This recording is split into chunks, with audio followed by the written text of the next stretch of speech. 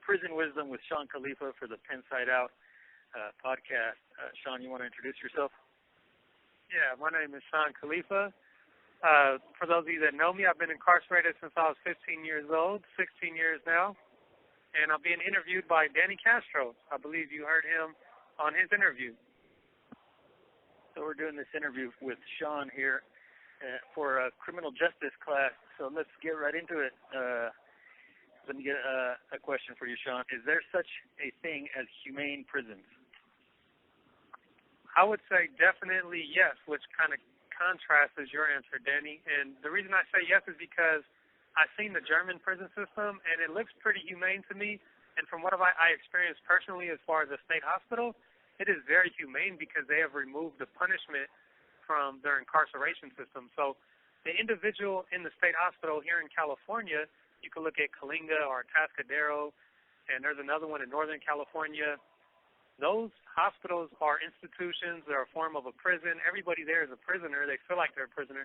They're removed from society, but they're not being punished. The focus is on healing.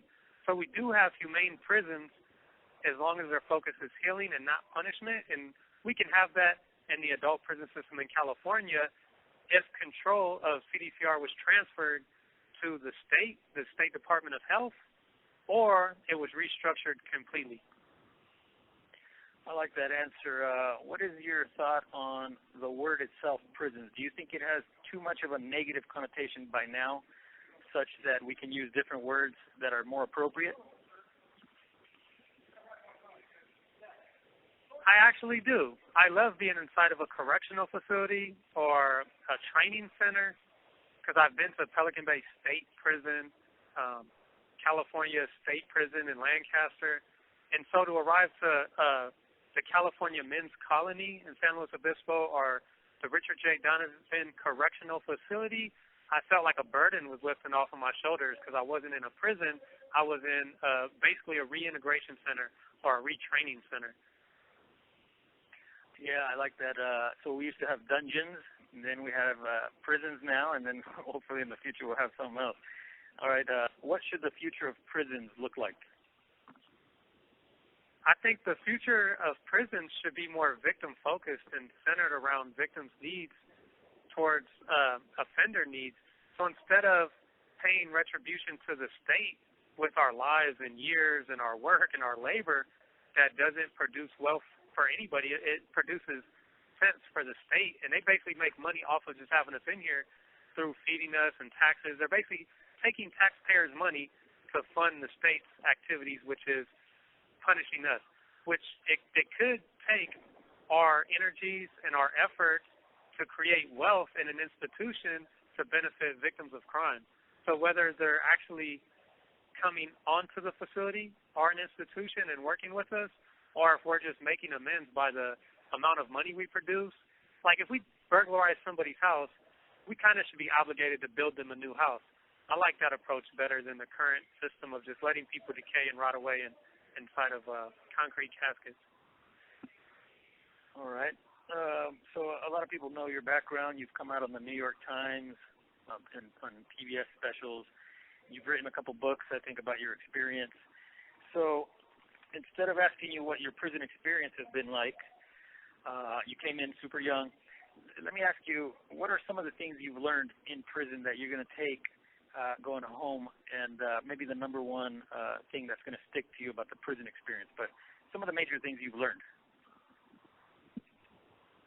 So first, I always go back to my juvenile hall because that was where I was rehabilitated. So in the juvenile system, I learned the most important thing I learned was to be careful who I chose to associate with, that just because the people in my vicinity were the only people around, such as the adult drug dealers, gang members, and murderers in my community, that didn't mean I needed to associate with them because I had a sister from the same community who chose to go to a church outside of the community. So that was one of the most important things I learned, that I got to make that choice. So when I went to juvenile hall, I didn't build upon my peers' negative gang influences and drug influences. I strayed away from that and got into the church, kind of like my sister did in the community. So that's the number one thing. In the adult prison system, what I've learned, that's a challenge. I think the adult prison system has forced me to take steps backwards away from rehabilitation. It didn't assist me. The only thing I've done here is I've aged. So I reached that milestone of 25 where my brain was fully developed. And now at the age of 30, going on 31, the college experience in prison has given me more than anything else I've experienced here, and that's just educating myself on the basis of American society, how we function, and how I should be expected to function in the future. What's the greatest piece of wisdom you learned somehow in prison? This call and your telephone number will be monitored and recorded. Again, I learned it in juvenile hall, and it was you can't roar with your head in the lion's mouth. Can you explain what that means a little bit personally to you? The prison system is the lion, and you're inside of that lion's mouth. So any form of protest you do, any disagreement you do, any disgruntlement you have will lead to you just being overshadowed. So for me, there was a voicelessness of initially coming in because the system didn't let our voices out when I was level 4 180 and I was being censored more than I am here. Now my voice is free. I'm getting it out there every chance I get with my YouTube channel. But still, that lion's mouth is the structure of the system. So regardless, what's crazy is we are trying to change the system from within the system.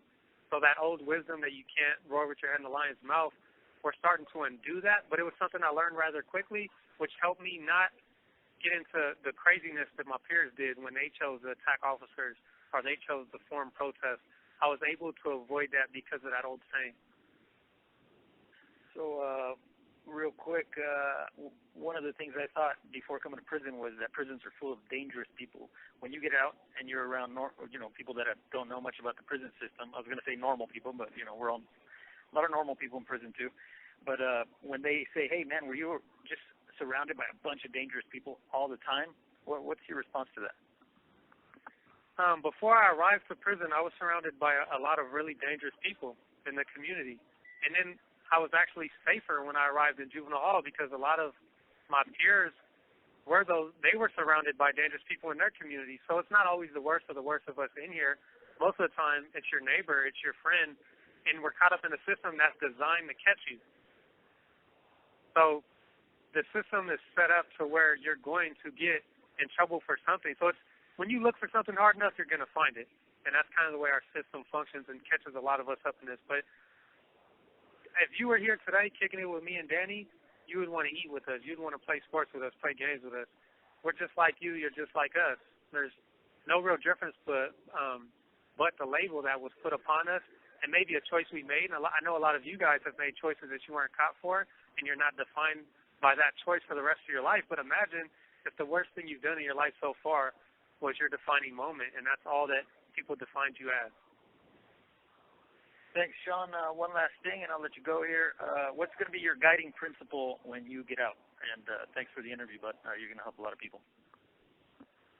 Thank you, Danny. So my guiding principle, just stay humble for the rest of my life, stay strong enough to challenge negativity, and remove violence from the context of my life. So whenever somebody else says that violence is an option, make sure I remind them that violence is not an option, that it's actually weak. Violence comes from a place of weakness and not in understanding emotions. And strength is in being humble and standing up for yourself and being a peaceful human being. That's the strongest thing you can do. We've seen it in Gandhi. We've seen it in Jesus. So those are my principles. That was prison. This guy messed me up. That was Prison Wisdom with Shawn Khalifa for Pensideout. Live from a prison day room.